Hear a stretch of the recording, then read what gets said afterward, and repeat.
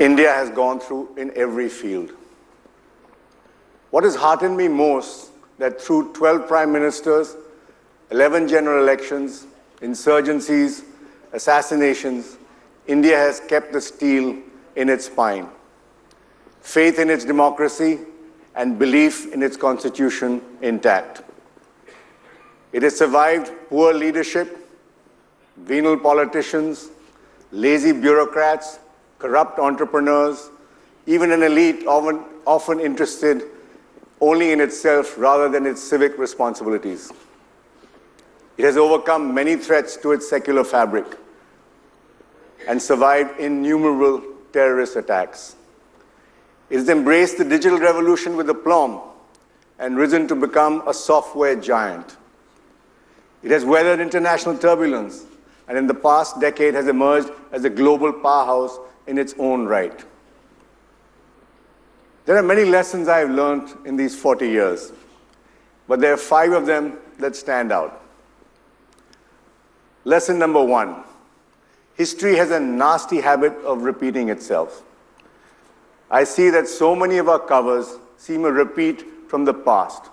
Same story, different faces. Politicians elected with huge mandates have a tendency to disappoint those who believe in them. Mrs. Indira Gandhi, voted to power after a sharp left turn in 1971, frittered away her mandate by allowing herself to become a prisoner of conspiracy theories. The Janata Party, which formed the first non-Congress government in India in 1977, collapsed under the weight of too many egos and disintegrated in time for the triumphant return for power of Mrs. Gandhi. In 1984, Rajiv Gandhi obtained an historic and unprecedented mandate on a wave of sympathy and hope, but within 28 months descended into disrepute. The Narendra Modi government, which came with a single-party majority after 25 years, is now somewhat on a slippery slope right now after 22 months in office. This brings me to lesson number 2, which is in some way related to lesson number 1.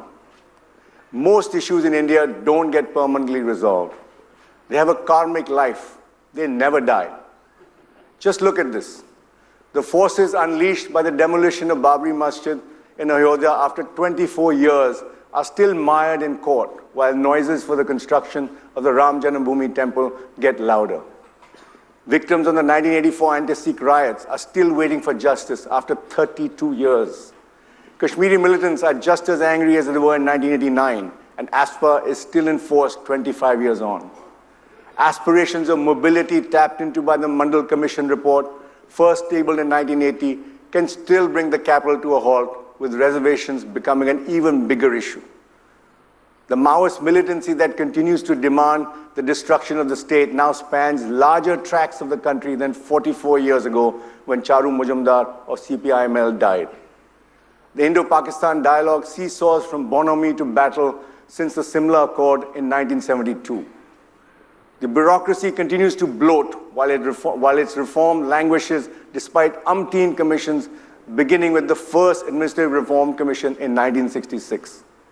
The clashes between the judiciary and the government is a continuing saga too.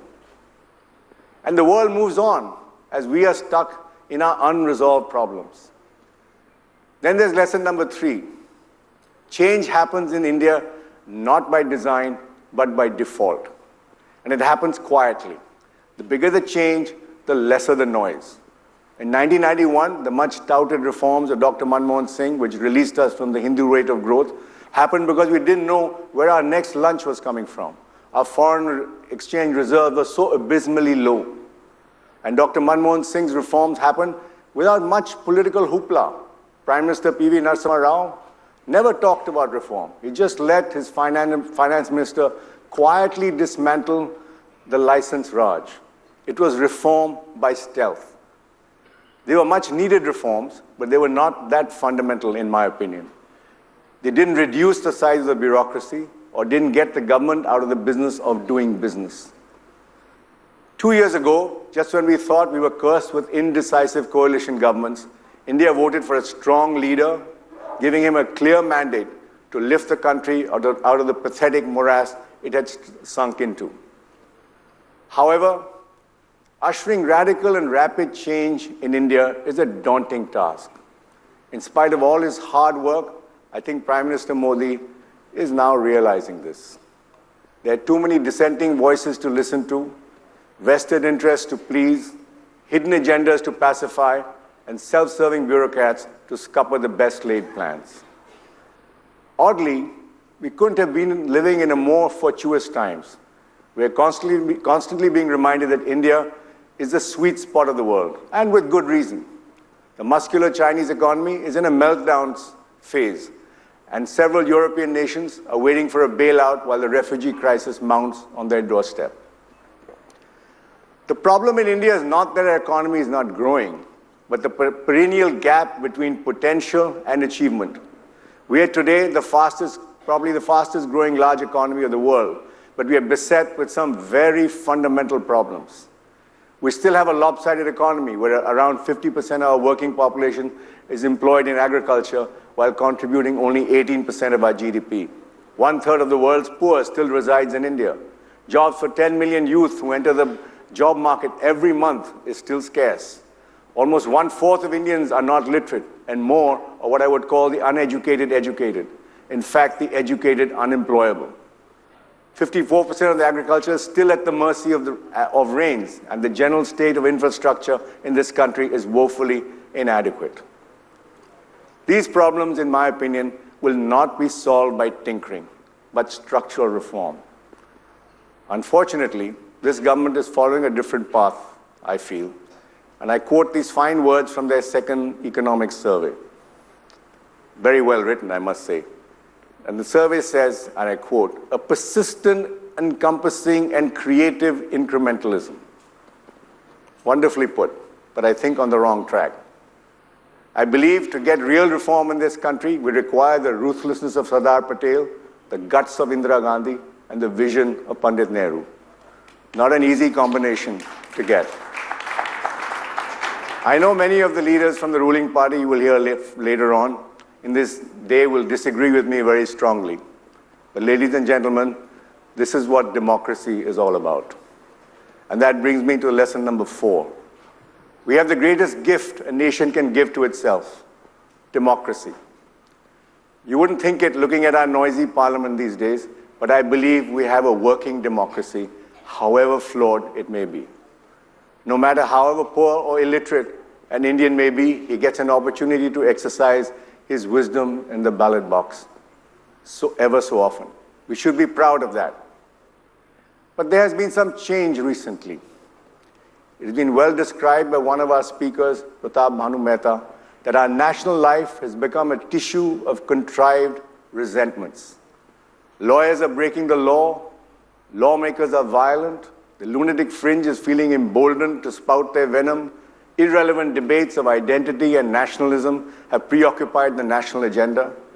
The atmosphere of social anxiety led to a bright young Indian taking his own life, another being jailed for chanting slogans, and a man being lynched for what he stored in his fridge. It would be wise for Prime Minister Modi to take heed to what his dear friend, President Barack Obama, said in his recent State of the Union address, and I quote, "Democracy does require basic bonds of trust between its citizens. It doesn't work if we think that the people who disagree with us are all motivated by malice. It doesn't work if we think our political opponents are unpatriotic or trying to weaken America. Democracy grinds to a halt without a willingness to compromise, or when even basic facts are contested, or when we listen to only those who agree with us." That's the end of the quote. President Obama also said, "It's easier to be cynical and to accept that change is not possible and politics is hopeless. But if we give up now, we forsake a better future." I agree with that. We should all have faith in our democracy and above all, in our people. We are an amazing country with such diverse, talented, and smart people. Our country is bursting with youthful energy, with 65% of the population being below the age of 35. My hope comes from watching ordinary Indians doing extraordinary things all around us. Therefore, lesson number 5, don't look back, always look ahead. India will always surprise you. Our potential is enormous, and sooner or later, it will be in full bloom. So on the 40th anniversary of India Today, I'm delighted to unveil the underlying theme of this conclave, which is the world tomorrow. Also in our 40th year, we've looked ahead and launched a 24/7 news channel called India Today, which embodies the same values of credible, independent journalism without fear or favor to anyone. This is what India Today magazine has stood for the last 40 years. We are now therefore available in print, on air, and online as one brand. We have for you, ladies and gentlemen, an amazing array of speakers from across the globe on a wide range of topics. They've been handpicked for their expertise in areas that will impact the world we will leave for the next generation. As we celebrate our 40th year as a media group and are so much part of the digital revolution, we've asked 5 of the most talented filmmakers in India to make short films for the mobile millennials.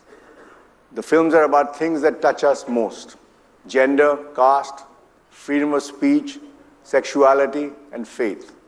We'll be premiering these films at the Conclave before releasing them to the World Wide Web. We also have a new Conclave Cafe where we encourage you to meet our speakers, get your copies of their books signed, or just take a break. Great conversations, fresh ideas, spectacular performances.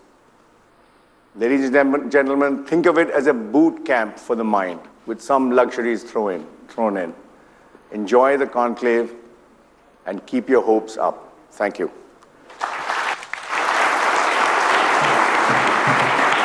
Thank you, Mr. Purie. All right, so let's now directly get into our inaugural session for the day.